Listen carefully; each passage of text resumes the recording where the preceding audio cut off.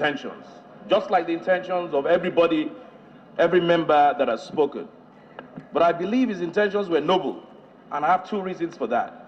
One, he's of APC extraction. Two, I have come to know him for a year in this house, and I know he's a damn good legislator. So for those two reasons, I know his intentions are very noble. However, Mr. Speaker, honorable colleagues, I think it is important, like I said earlier, that we'll be properly guided. Unfortunately, this motion, the way I see it, seems to be a motion of arrested development. It seeks to kill or to bring forth a stillborn child. Mr. Speaker, this House sat. We debated very vigorously the issues in the budget. And perhaps the most important issue that was debated was the social intervention program. This appears to me that we seem to be redebating something we have already debated. Number one. Number two, what this motion seeks to do is to impound monies that has been appropriated. It's a motion of impoundment.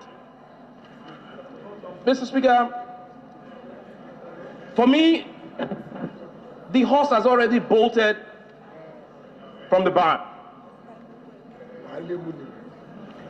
It is important for us to make a clear distinction between legal framework and administrative framework. They're two separate things. And under our Constitution, there's something, the concept of separation of powers. You cannot begin to ask for what I term administrative framework here. We have had several, it's a program. It is a program of government. And we have had several programs in the past. I cite two examples. Mr. Speaker, over the years, we've had poverty alleviation programs. I've never heard anybody come up here to ask for legal framework for poverty alleviation programs.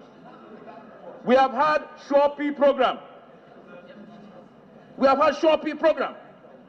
I cannot remember anybody coming here to ask for a legal framework for SureP program. These are administrative things. It is for us to make laws. It is for us to make laws. It is for the executive to execute. Mr. Speaker, we can agree to disagree. But this is my opinion. And I believe that as far as this motion is concerned,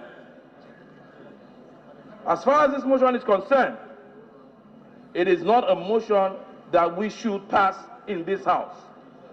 This House, it is time tested. We walk through committees. It is in our rules. We walk through committees. And the chairman, Poverty Alleviation, has stated very clearly and very unambiguously that even before we pass the budget, and after we pass the budget, the committee headed by him has met with the vice president, who is charged and seized with the responsibility of this program several times. And that is the wisdom, that is why we dissolve into committees. So I don't think it's a motion for the House to look into. I believe the committee is handling this thing. I believe we should leave it with the committee. They came, they have their budget defense. And I believe, again, like I said, it is clear we're going, it's an incursion into the executive. Mr. Speaker, we met with the president at the Villa. I stated it very clearly in front of the president. We were all there.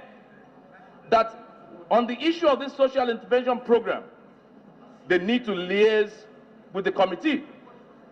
And we have heard testimony from the chairman that they are already doing that. So what legal framework? There was none for SureP, there was none for any poverty alleviation. Why are we asking for any legal framework at this point? There's a difference between, and I repeat, legal framework and administrative framework. Thank you. Well, I think as to the